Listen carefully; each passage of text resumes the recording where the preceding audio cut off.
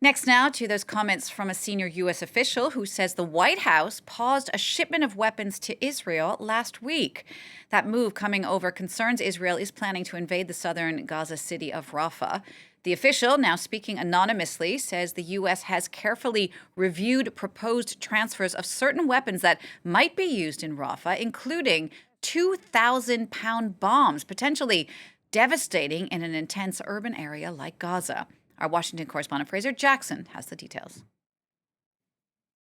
The US has been tight-lipped about an Israeli weapons shipment that it paused last week, but finally more information is coming to light. A senior administration official telling us that US talks behind the scenes about the Rafah operation have been ongoing for some time, and the US has made its position on Rafah very clear to the Israelis, but the discussions have, quote, not fully addressed our concerns.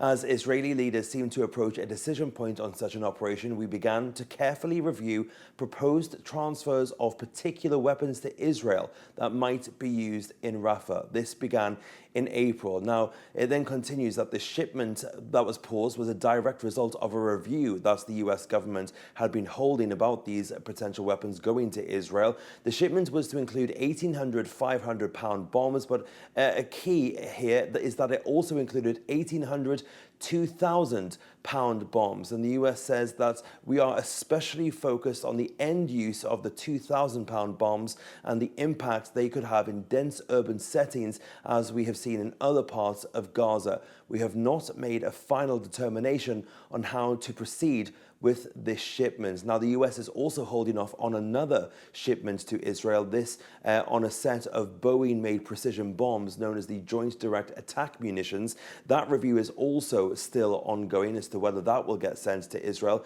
But essentially, the US here taking action through inaction, sending a message to Israel that it needs to start listening to the US point of view, otherwise things could get held up.